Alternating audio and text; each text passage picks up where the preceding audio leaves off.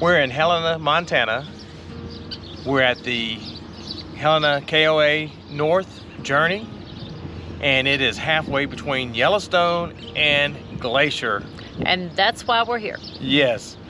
If you're ever spending time at those two parks, this town is kind of right in between. And we don't typically stay at a lot of KOAs, but we thought since we were here, we may as well do a review for you using our 10-point system.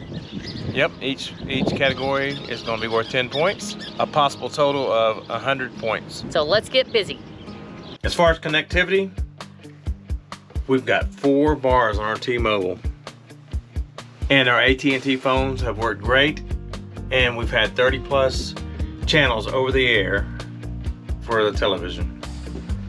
So we're going to give them a 10 based on, this is the one thing, unfortunately or fortunately, RVers are really dependent on internet, so with 4 bars, we're really rocking. So as far as the category of the sites, these check almost every box. Got the picnic table on a concrete pad, beautiful grass. It's not too tight. We've got space in between ourselves and our neighbors, and they're level, which Lynn will probably talk about in a minute. And the only thing I would say is not paved, which would give them a 10. We're not that picky though. We'll take it every single time. We're going to give this a 9. So for the ease of backing in, they're pull-through sites. You can see ours right here was pull-through. Even with the car hooked up, we've still got space for the both of them. We did disconnect, but if we wouldn't have had to if we didn't want to. Nice long sites, we're gonna give them a 10. So as far as hookups, this will get a 10 because it's full hookups. It's got the sewer. We didn't have sewer at the last campground, but we love having sewer, 50 amp, and water. It's always good to have full hookups every once in a while, right? Okay, so as far as the staff goes, we'll give them an 8. They were nice. The young man was nice when we went in there. We just didn't have any interaction with him, so we have nothing to grade him on. He was nice, told us where to go. That's pretty much it. So we'll give him an 8. Our next category are the roads. Now, there were a few potholes pulling in. Lynn had to dodge. A few potholes on the back side, and some of the gravel is starting to wear away on the roads. So we're going to give this a 7. So as far as the bathroom and the laundries, how did we grade them? Well, the first thing is tell them this story. So Danny came out of the men's bathroom the same time I came out of the women's bathroom after we went in to check them out, and we looked at each other and we go, really nice. Really nice. Very impressed with restrooms. Lots of counter space, nice big sinks, full-length mirror. There are 2 showers with doors and not curtains, which is really nice. Clean. The laundry, it was a laundry. It wasn't crazy pricey or anything. You know, laundries are just laundries, but we'll give the 2 of them together because we like the bathhouse so well. Give it a 10. Yep, great job. Those amenities, they've done a lot with what they've got. They got this pocket park with a fire pit, horseshoes back there. I'll go ahead and point out the dog park while we're here.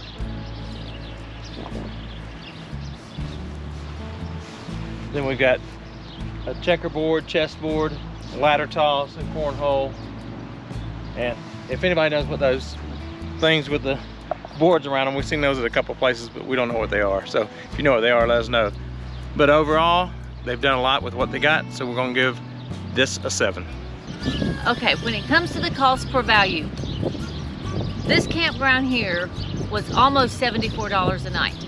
It's higher than what we paid when we were down in Yellowstone, and it's higher than what we're gonna be paying when we go to Glacier, when we're gonna be like less than a mile from the Going to the Sun Road.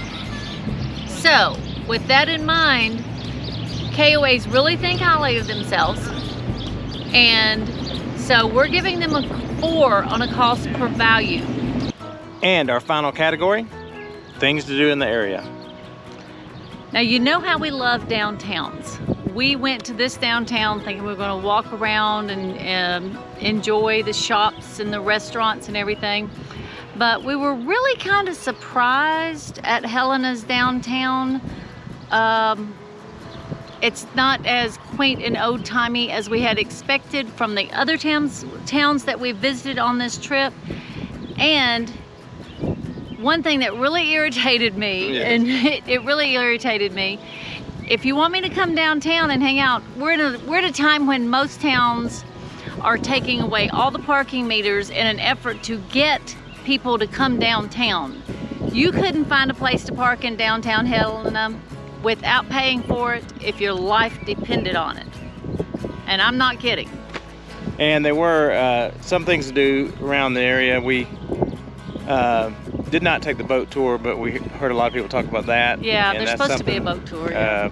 But we did take a hike, or actually 2 hikes around Lake Helena, which is in the mountains along the Missouri River, and it's just beautiful. And we'll put some of those clips up just here in a minute. But This park is located halfway between Yellowstone and Glacier. So you're a good distance from all of the major attractions. You're not going to be anywhere too fast unless it's 3 or 4 hours. so the total score we give for things to do in the area is a 7. Yep. And Danny, before you roll any of that footage, I'm actually getting bug bit as I stand here. Danny, before you roll any of that footage, do you want to give a grand total?